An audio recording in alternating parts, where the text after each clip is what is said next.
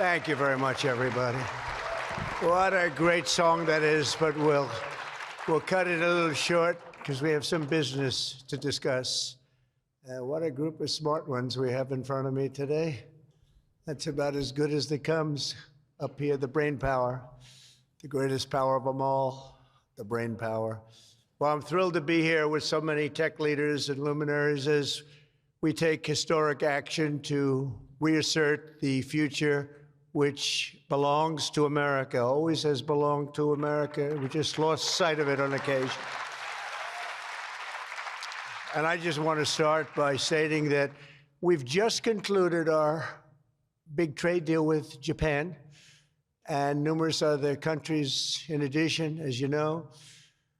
But on the Japan deal, because it was literally just signed, letter was just signed, it gives us a sort of signing bonus. So I'll bring it into sports talk, a signing bonus. Like you have signing bonuses too, I understand. Getting a lot of money, 100 million, that's not bad. But that's not as good as the signing bonus we got. We got a $550 billion signing bonus for the country.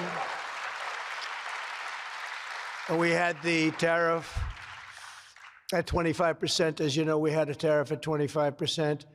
And these are great people that we negotiated with, but we agreed to reduce it to 15 based on the fact that Japan has agreed for the first time ever to open up its country to trade so that all of our American businesses and business geniuses, including many in this room, can go out and do business openly and freely in Japan, a very rich and prosperous and profitable and wonderful country, frankly. And we will pay a zero tariff as we do business in Japan. So we're paying zero, they're paying 15. We're getting $550 billion. And to be exact, it's 90% of that, but we control the whole lot of it. And it's really been great. And they're very happy, and their stock market went up, and our stock market went up, and that's supposed to be the way it is. Ours went way up, and theirs went up. And we've made numerous other deals like that.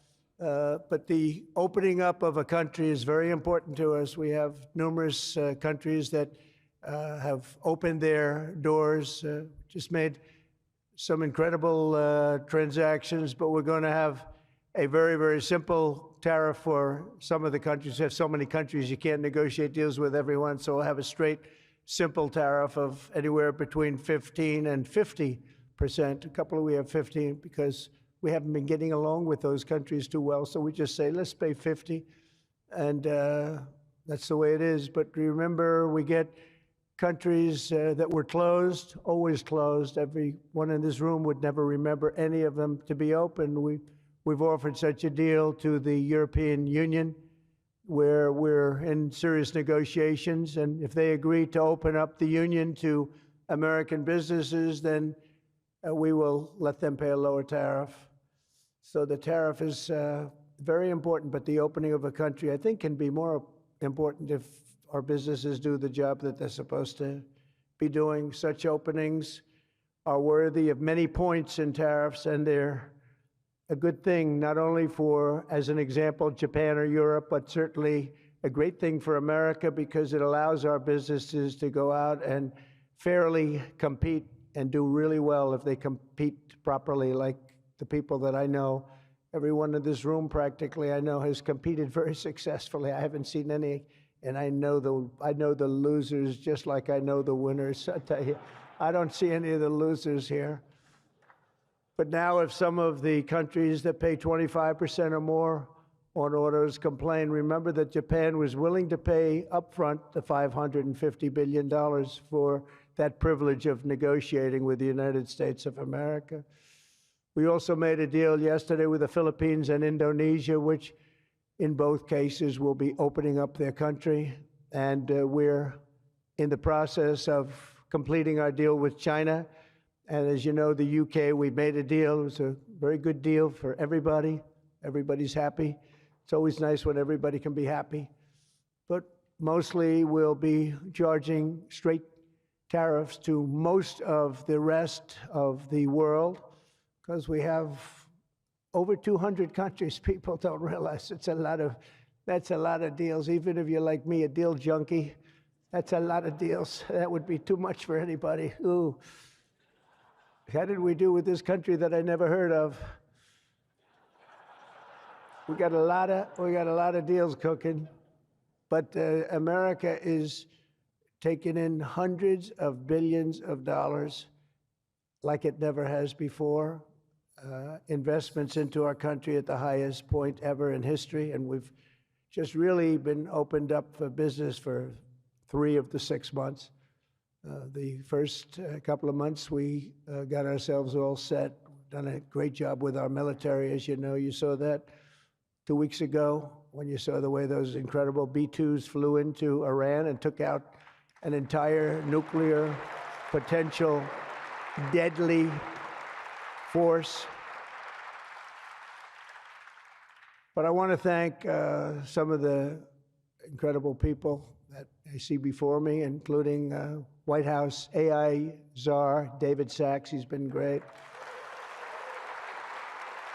for organizing this very important summit, and especially for putting it in D.C., where it's a little bit easier. I don't know if it's easy for you, but it's a hell of a lot easier for me.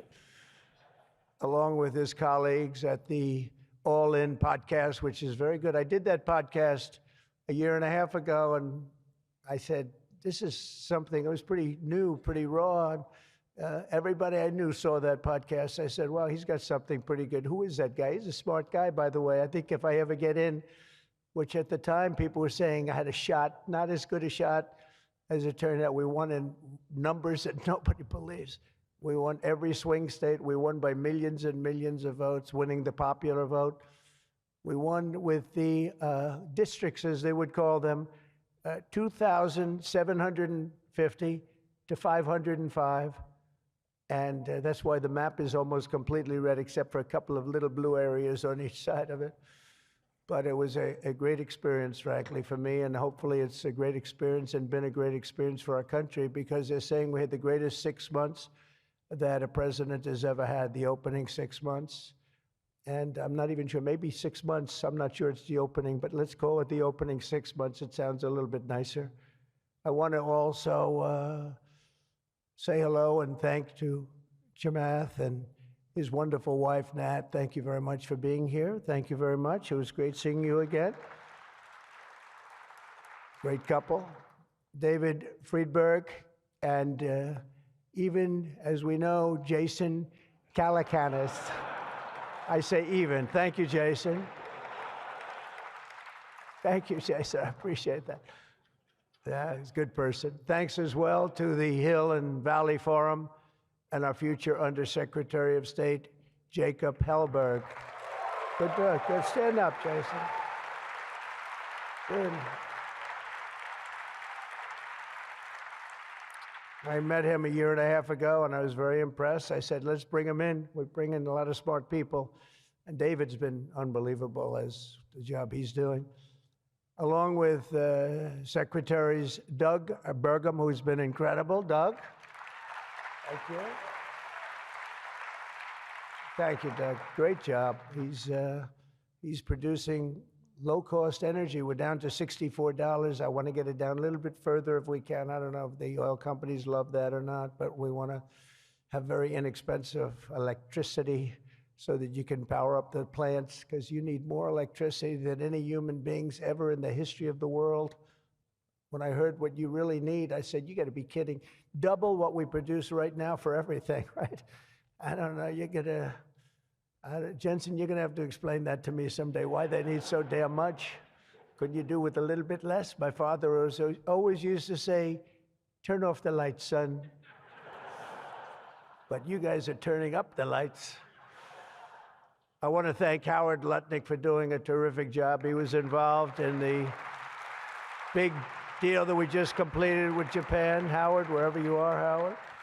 Where is Howard? Hi, Howard. Great job you did. Appreciate it. Really, that was an interesting negotiation, wasn't it? These are tough people. These are good negotiators, I will tell you, Japan. But they love their country, and they do what's right for their country. I want to thank Chris Wright, if Chris is around. Chris is here because he's helping with the tremendous energy success that we're having. We're having tremendous energy success. We're the biggest.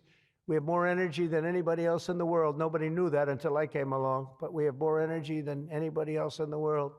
We're making incredible deals on energy, including deals in Alaska. Well, we that's the mother lode, that's the big one, and we're making deals with various Asian countries that need it, and it's actually hard to believe. You don't think of it, but Asia is very close to Alaska, relatively speaking. It's not the closest, but it is pretty much the closest when it comes to oil and gas and energy, and we're making some incredible deals, and I want to thank Chris. Chris is fantastic, works in partnership really with this gentleman who's the head of you've got the land and he's got the energy, right? But they formed a great partnership, Doug. So that's one of the greatest partnerships I've seen in a long time. They work hand in hand and they have done a great job. Administrators, Kelly Loeffler, I think, is here. Kelly, thank you very much. Hi, Kelly. Thank Kelly. And probably the most important man in the room, and I say it in all sincerity, more important than Doug and Chris and all that energy they're producing. He's a man that produces fast permits on the environmental impact statements. He gets them done. I said, Lee, you have 1 week for nuclear, and you have a couple of days for oil and gas, okay, for the approvals. And we kid, but he really is. He's knocking them out fast. He's knocked out a lot. A lot of you guys have started your plants already, and you've already had your approvals. So where's Lee Zeldin? Is he here? He is so great. This guy, he is so great. That's why he has a slightly better seat than I gave to Doug, you see? Nah, he's doing a fantastic job in a lot of ways, but he's doing a great job, and he's getting fast permits, and safe and good and everything else, but he's moving them along rapidly, already given some. And one of the most exciting things we'll talk about in a second is the fact that you're going to build your own electric producing plants when you build whatever you're building. And it's different things, including automobile factories, which are going up all over the place. You'll see them starting soon. They're moving into our country because of the tariffs, because they don't want to pay the tariffs. They're moving into our country at a record speed. But the ability to build your own electric plant, not having to rely on a 100-year-plus old grid. And then if you have electric capacity extra, you're going to sell it into the grid, make some money, but you'll sell it right back into the grid. Director of the Office of Science and Technology Policy, Michael Kratsios. Michael, thank you very much. Thank you, Michael. As well, it's supposed to be taking a vote right now, a big vote. Senator Ted Cruz. Is Senator Cruz here? Oh, look at my senator. Why aren't you voting? I think we lost David McCormick, who's voting. So is David here? Because you're supposed to be voting, Ted. I don't know. I'll tell you what, this man works hard. Ted works hard, and he works good.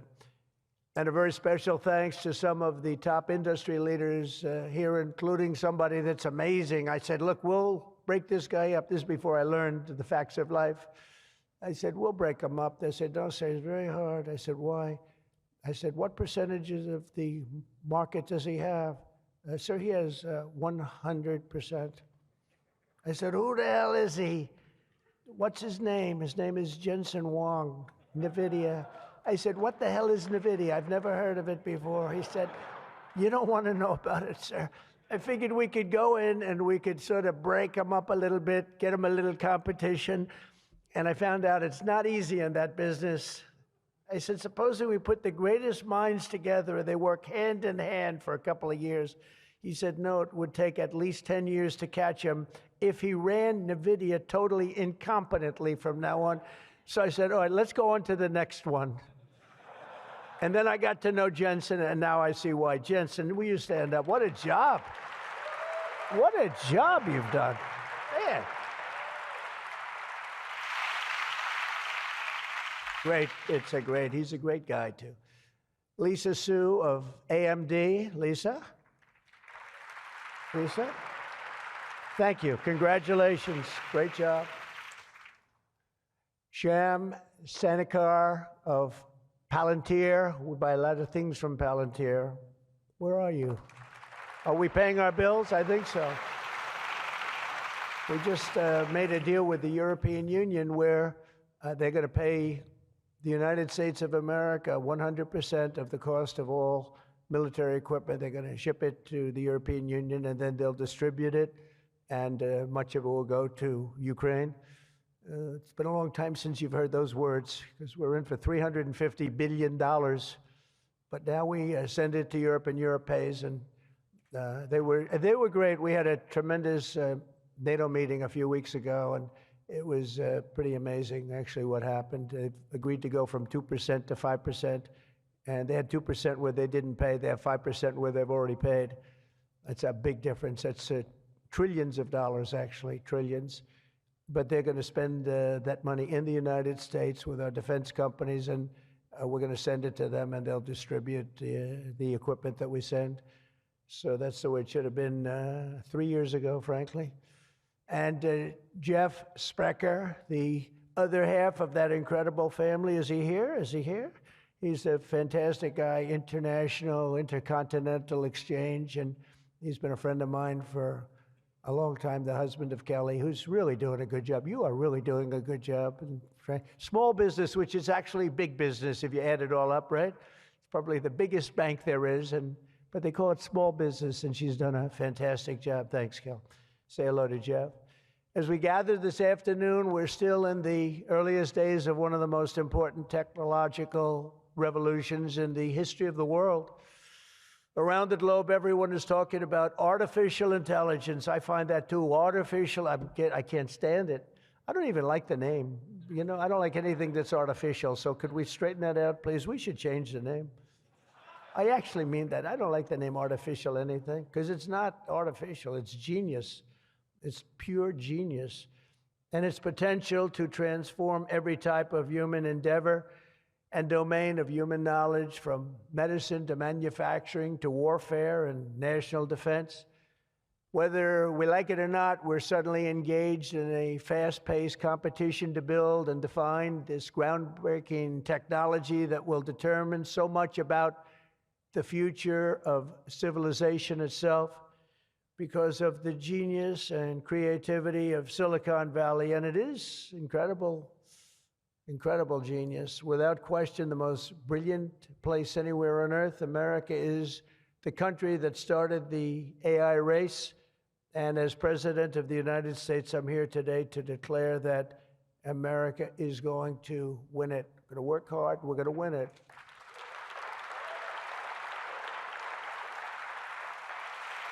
Because we will not allow any foreign nation to beat us. Our children will not live on a planet controlled by the algorithms of the adversaries advancing values and interests contrary to our own. We don't want to have contrary interests. We want to get along, and we'll get along with other countries. We're having a great relationship, as I told you, with those countries that we mentioned, with Japan and Indonesia and so many others.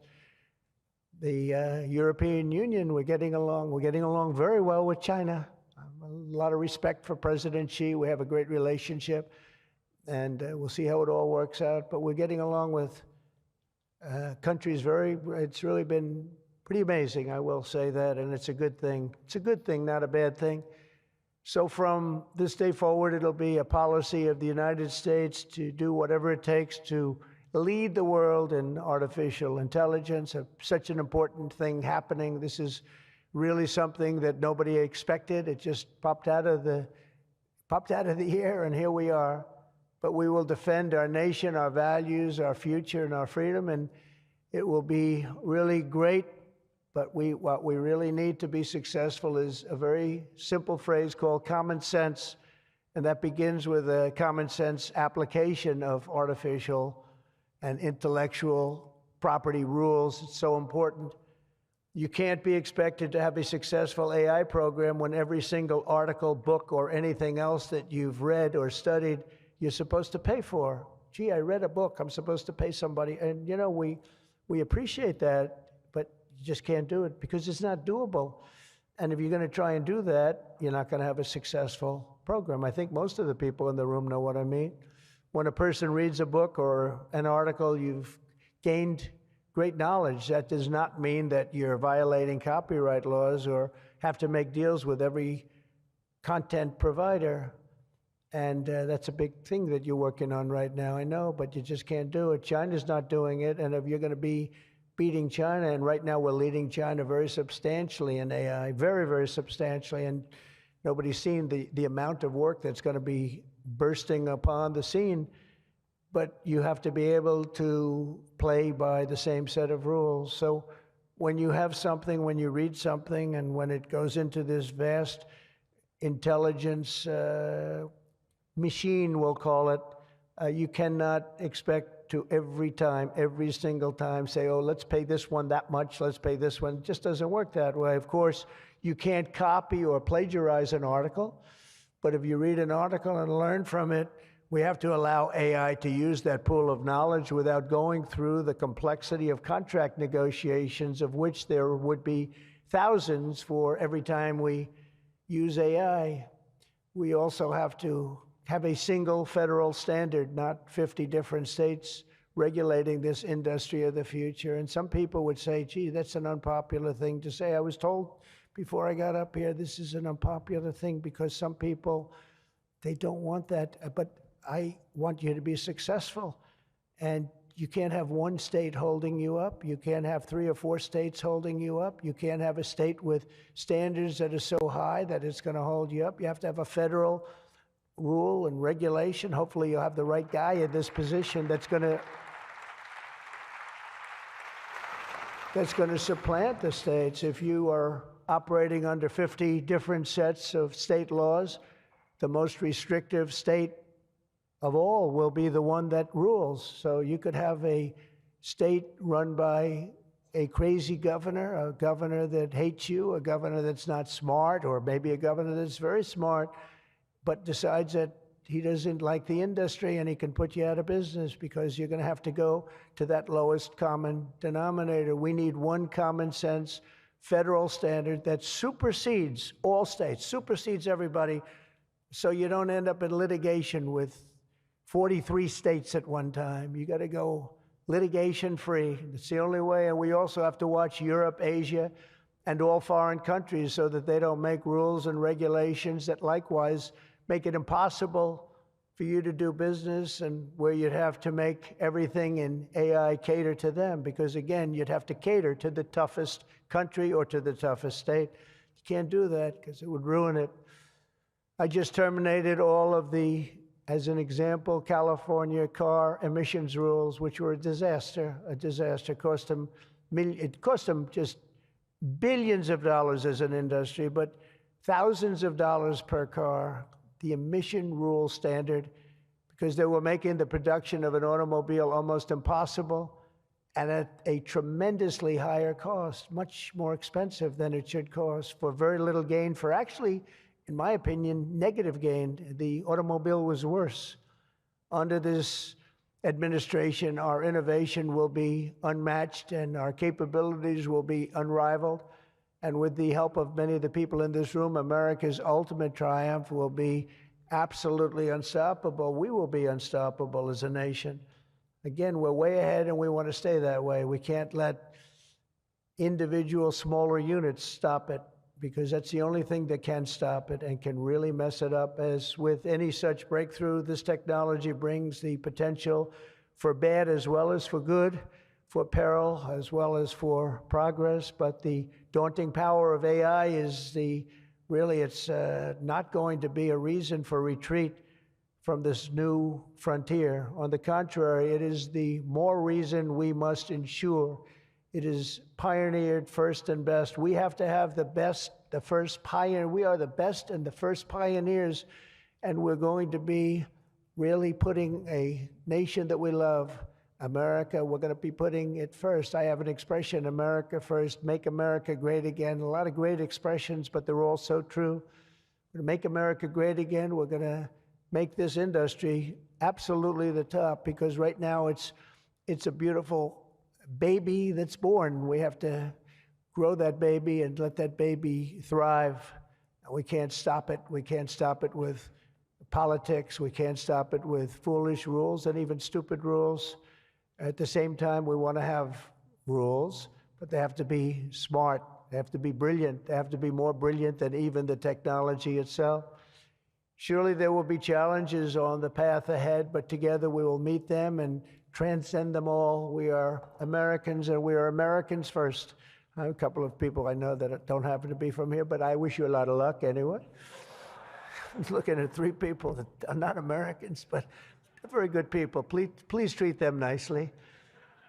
But we do not shrink from the future or cower in the face of uncertainty. We dominate the future. We conquer new frontiers, and we control our own fate. And we determine, by doing that, our own destiny.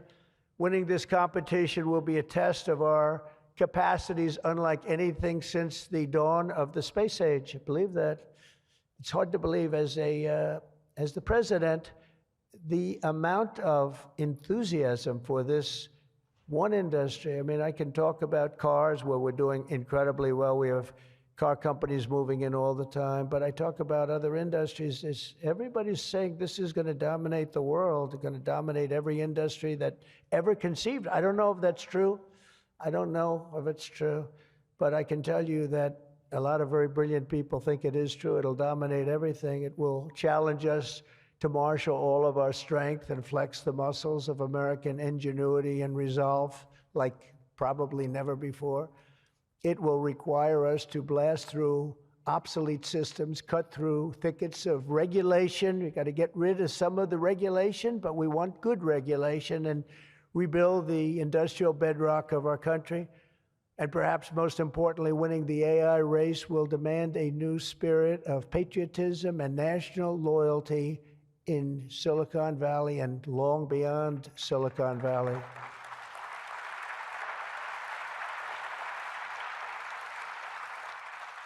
For too long, much of our tech industry pursued a radical globalism that left millions of Americans feeling distrustful and betrayed.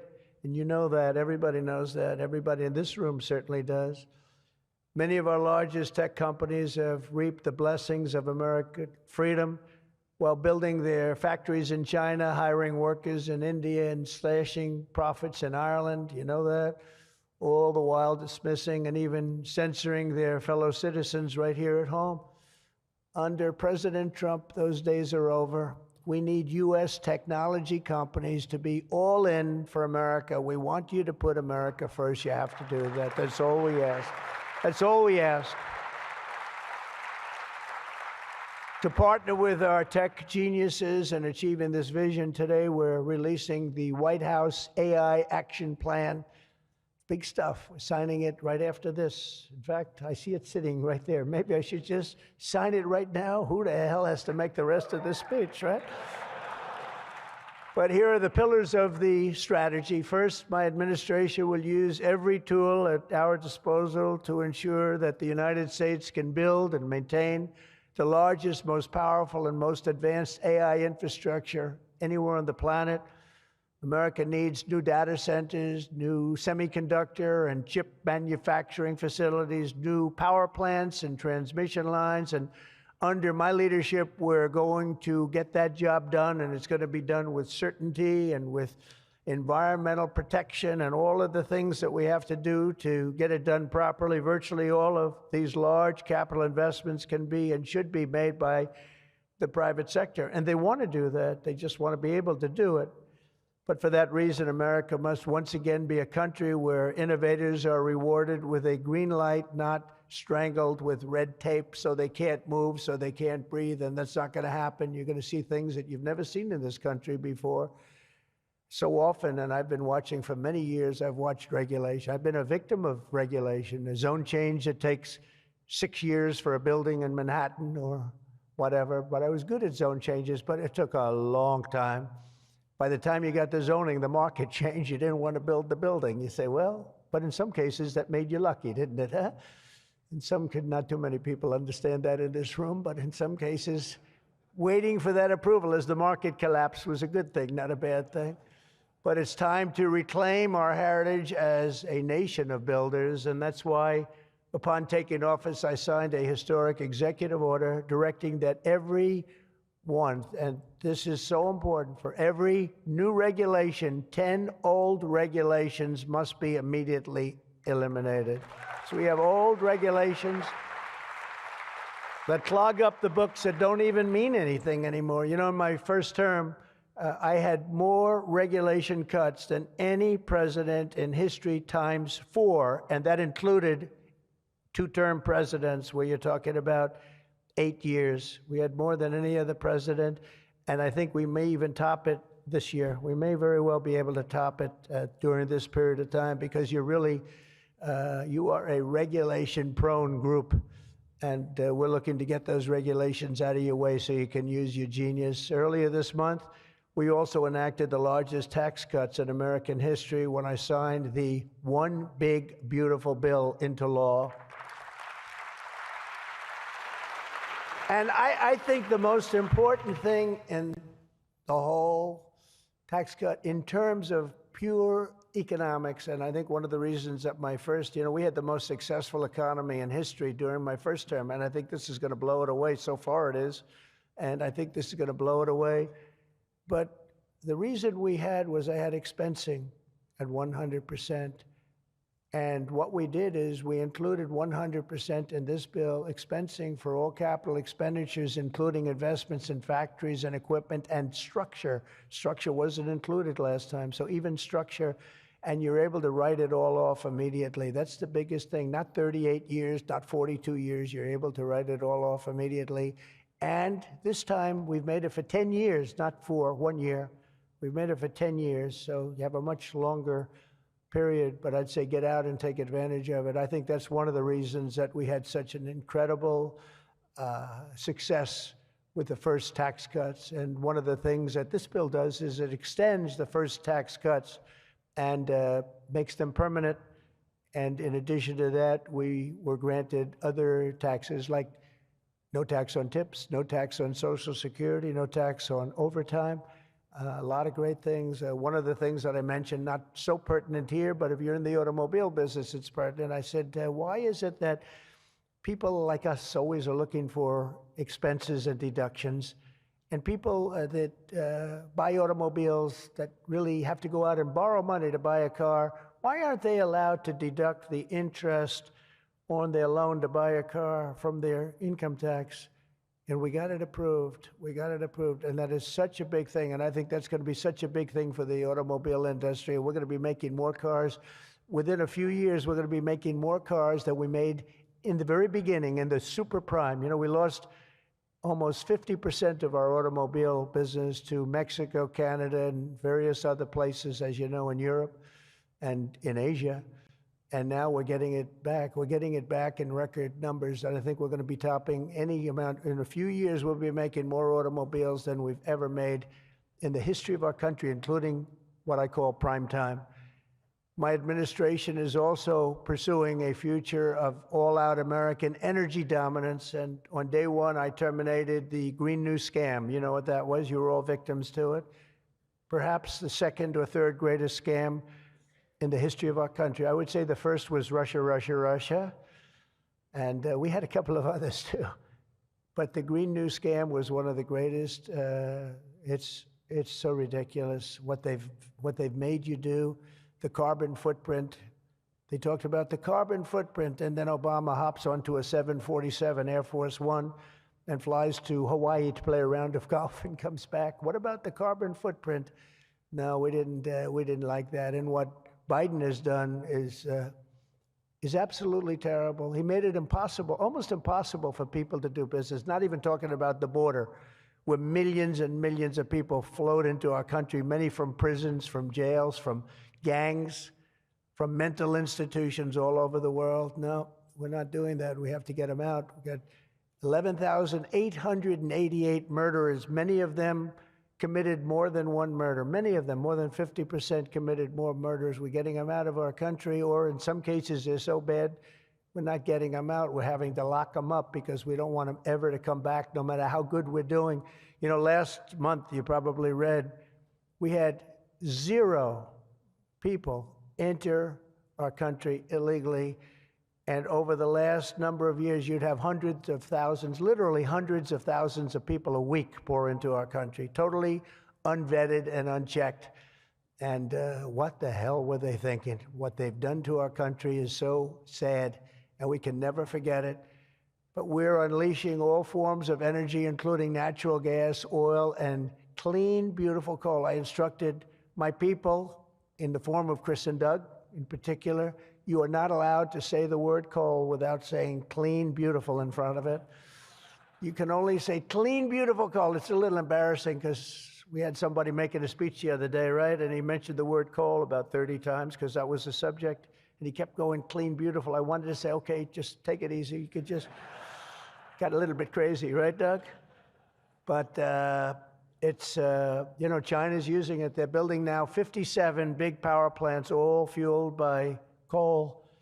And we have to compete, we have to win, and we're going to have clean, beautiful coal. But we have more coal than any. We have more anything in terms of energy than anybody. Oil and gas, we also have more coal. In May, I also signed an executive order to rapidly begin construction of safe, reliable nuclear reactors. That's a big thing now. And many of you are going to be using nuclear. You know, I had problems with nuclear. I saw some of the things, but what they've done with nuclear is like what you've done with AI and other things. It's incredible, actually. It's long-term, it's inexpensive, it's safe. What they've done is really amazing. So we opened up the industry, very strict rules, but we opened up the industry, and some of you are going to choose nuclear over oil and gas or whatever it might be. Under the last year of Biden, China added 11 times as much power generation capacity as did the United States. Can you imagine that 11 times? Under the Trump administration, we will be saying those very famous campaign words, drill, baby, drill, and build, baby, build. And we will be adding at least as much electric capacity as China. We think we're going to catch them and maybe even have something a little bit extra. They're going very rapidly, but so are we. And we'll be doing at least as much, and every company will be given the right to build their own power plant. So when you build, you can build your power plant with it. And you are essentially going to become your own utility. It's a utility to yourselves. And as I said, any excess energy you're going to sell back to the grid and make plenty of money doing it. As a result of these pro-American policies since my election, we're seeing trillions and trillions of dollars in new investments. So at this moment, we have almost $17 trillion coming into this country. There's never been a period of time like that. And that's in a period of a few months. In a few months, Meta, Amazon, Google, Microsoft are all investing $320 billion or more in data centers and AI infrastructure this year. Those companies are really, they're really going at it, and they're very smart people, very good people. I got to know a lot of them. You know, I didn't like them so much the first term when I was running. I wouldn't say I was thrilled with them, but I've gotten to know them and like them. And I think they got to like me, but I think they got to like my policies maybe much more than me. NVIDIA has committed $500 billion over the next 4 years. Thank you, Jensen. I'm sure that'll be a good investment. If you're doing it, it's good. Thank you very much. It's a great statement. Last week, I was in Pennsylvania as 20 companies announced $92 billion with David McCormick, senator, great guy from Pennsylvania. $92 billion in energy and data center projects, including what will soon be the largest natural gas power plant anywhere in North America. They're going to town. It's already under construction, the largest in North America by far. For decades, we had leaders who spent their time focused on building up foreign nations.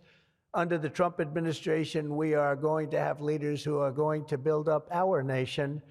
This colossal investment in AI infrastructure and many other industries, for that matter, such as automobiles and so many other things, will also create thousands and thousands of great-paying jobs, the kind of jobs we want, including lots of blue-collar jobs. And, you know, our numbers are very good right now, but wait till you see these numbers in 2 years from now. It will mean higher wages and more opportunity for millions of energy workers, HVAC technicians, engineers, electricians, and the hardworking citizens who make our country run. These are great people that make our country actually run. To ensure America maintains the world-class infrastructure we need to win today, I will sign a sweeping executive order to fast-track federal permitting, streamline reviews, and do everything possible to expedite construction of all major AI infrastructure projects. And this will be done. You will get so good a service in so many ways, not only from Lee with the environment, but you need many other types of permits, and you're going to go so fast. You're going to say, well, wait a minute, this is too fast. I didn't expect to go this quickly. This is a problem. I may cause a problem in opposite, but including factories, data centers, and power plants of all kinds, the United States will have total industrial and technological supremacy. The second pillar of our action plan for AI dominance is to get the entire world running on the backbone of American technology, and I think that's very much happening right now, and I think it's going to happen. The last administration was obsessed with imposing restrictions on AI, including extreme restrictions on its exports. As you know, they made it very difficult to export. This alienated American partners and drove even our friends into the arms of China and other countries. That's why upon taking office, I repealed the so-called Biden diffusion rule. Can you imagine that? That crippled American AI exports, the Biden diffusion rule. I wonder who came up with that name, because he has no idea what it is. He had no idea what it was. He came up with a rule. I wonder who drew that one. I wonder, was that signed by the AutoPen, I think, because they went to him and said, we're going to do a diffusion rule. Mr. President, what? What? It's okay, the AutoPen will take care of it. It's one of the greatest scandals in the history of our country, let me tell you. Under my administration, we will maintain necessary protections for our national security, but we will never forget that the greatest threat of all is to forfeit the race and force our partners into rival technology. We're not going to do that. We're not going to do that. Okay? Not going to let that happen. That could be the end. When I traveled to the Middle East in May, every leader I met was thrilled to do business with American tech firms and with America, and they were all thrilled to meet me, believe it or not. It's hard to believe, isn't it? But they were. By the way, most powerful woman in the world is here today. Susie Wiles, stand up, please. Susie Wiles, Chief of Staff. She can take out a country with a mere phone call. No, they just voted her the most powerful woman anywhere in the world. She might be the most powerful person in the world, I think. But she's done hasn't she done a good job, though, huh? Good.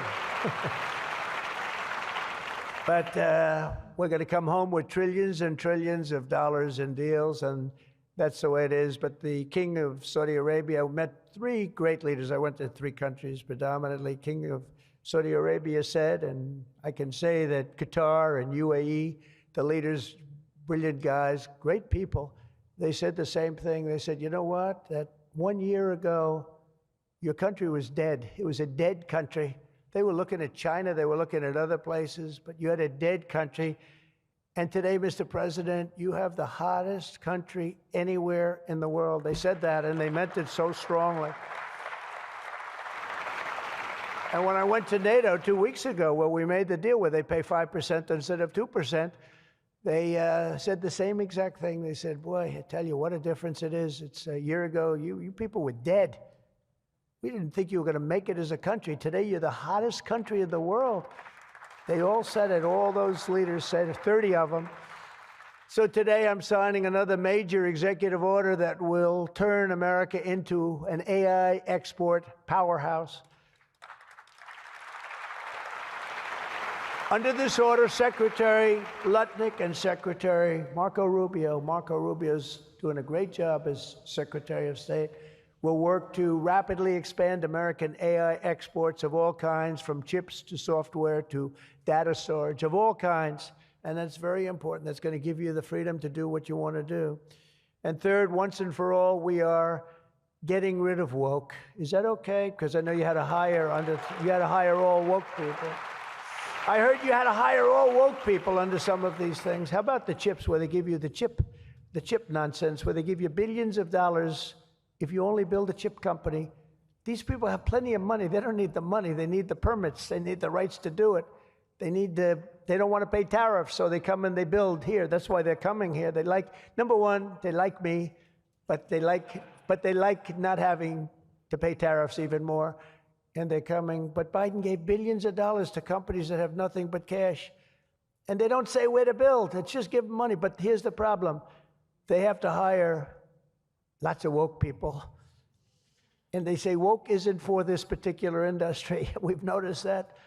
They're not for a lot of industries, if you want to know the truth. So the guidelines were impossible. They're going to give you money, but you got to hire this and this and this and that. And I don't want to get into it too much because I don't want any controversy today. But you have to hire a lot of people that were not into this particular world that you're in. And so therefore, all the money they gave didn't mean a damn thing. One of Biden's worst executive orders established toxic diversity, equity, and inclusion ideology as a guiding principle of American AI development. So you immediately knew that was the end of your development.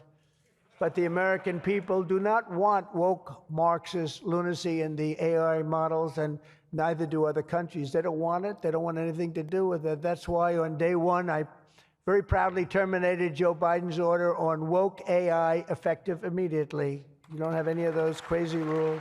Crazy rule. And in just a moment, I will be signing an order banning the federal government from procuring AI technology that has been infused with partisan bias or ideological agendas such as critical race theory, which is ridiculous. And from now on, the U.S. government will deal only with AI that pursues truth, fairness, and strict impartiality. We're not going to go through the craziness that we've gone through for the last 4 years. And then we skip 4, and then you go back, and it started then. But it hung around a little while. Now it's not hanging around at all. Now it's actually very uncool, as somebody told me the other day. It's so uncool to be woke.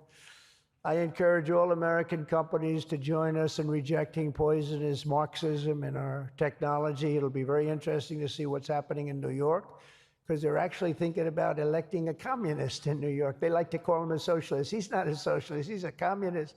But don't worry, you're going to be okay. He still has to get his money from the White House, and that's not going to happen until he shapes up. But as an example, we are not going to allow men to play in women's sports. That's an example. That's one.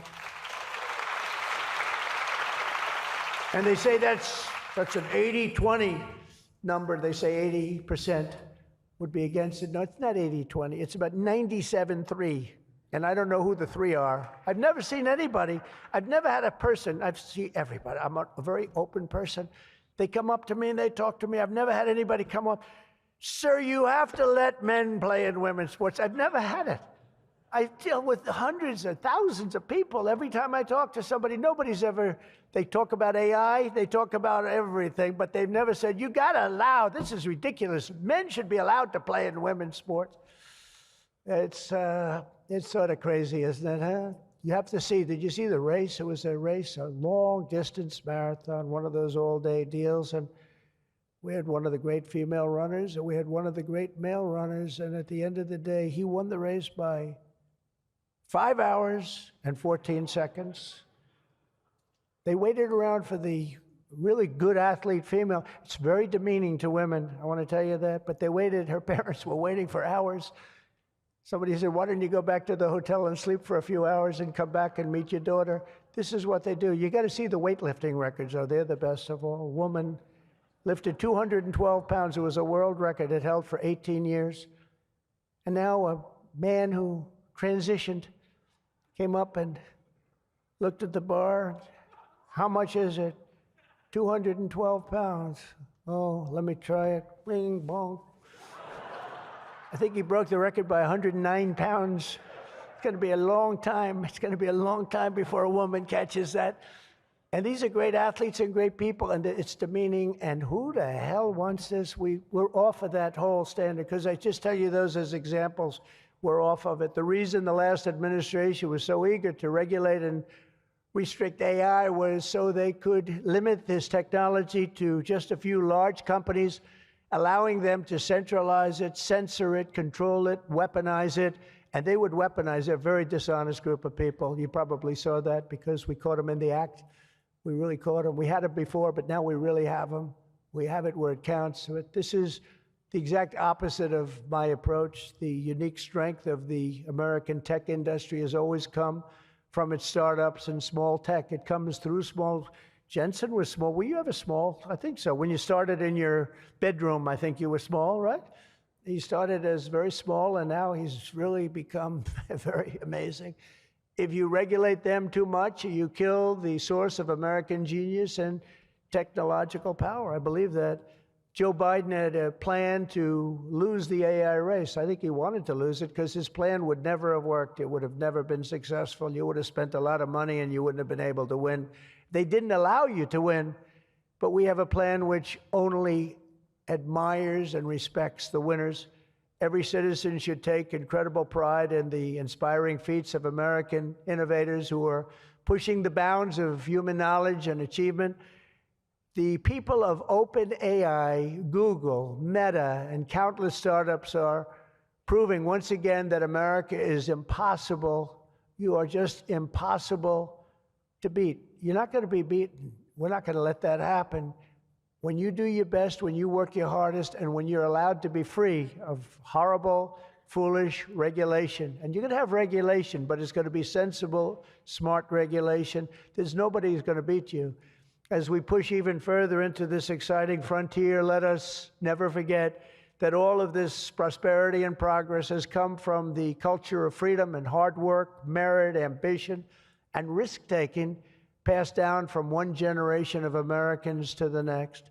Silicon Valley rose to wealth, fame, and glory by exemplifying these values, and it will win this race not by rejecting them, but by embracing them like they have never been embraced before. We must put America first. This is a nation that invented the light bulb, the telegraph, the television, the telephone, the computer chip, the smartphone, the GPS, the integrated circuit, and even the internet. Basically, we invented everything. What is left? We invented everything. And now it's AI. We invented everything. Does anyone have anything else to say? And now we're going to take it to a new level. But Americans were the first to fly a plane, first to harness the atom, and first to plant our flag on the moon. We mastered the industrial age. We created the digital age. And now we are leading the world into the golden age, indeed, the golden age of America. With your help, that golden age will be built by American workers. It will be powered by American energy. It will be run on American technology, improved by American artificial intelligence, and it will make America richer, stronger, greater, freer, and more powerful than ever before. And I will now do my share by going and signing a name without an auto pen. I will sign it. If we had one, I wouldn't use it anyway, but we will sign it auto pen free, and we will say, Donald J. Trump, God bless America, and God bless you, and good luck, because the race has just begun, and you're going to win it. Thank you very much, everybody.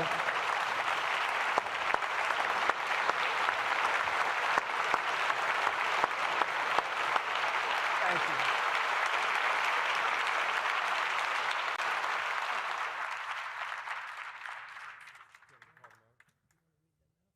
Yes, sir, Mr. President. Mr. President, the first executive order that we've prepared for your signature today relates to federal permitting for data center infrastructure. As you mentioned during your speech, this is a crucial issue affecting the entire AI industry. What this executive order will do is establish fast-track permitting and ensure that the federal government is working to get data centers approved and through the permitting pipeline as quickly as possible.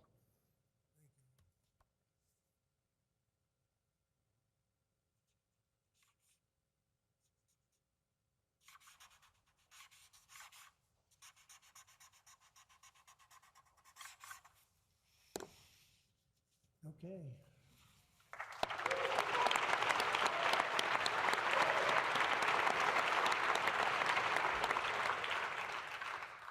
As you said before, sir, it's absolutely essential that American AI models and the American AI industry dominates the future of this industry around the world. What this next executive order will do is promote, through various instrumentalities of the federal government, the export abroad of American AI models to ensure American AI dominance in the future.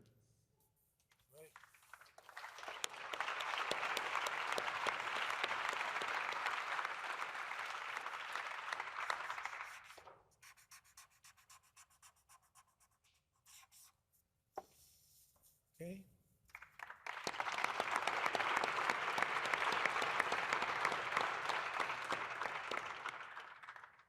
And lastly, sir, as you said in your speech, we don't want woke AI. We want AI models based on accurate information that give accurate information and accurate answers.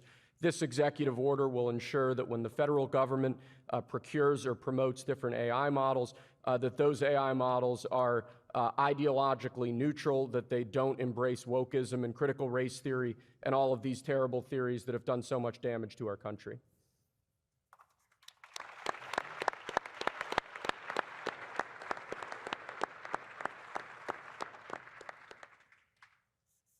Thank you very much. Thank you, my friend. Good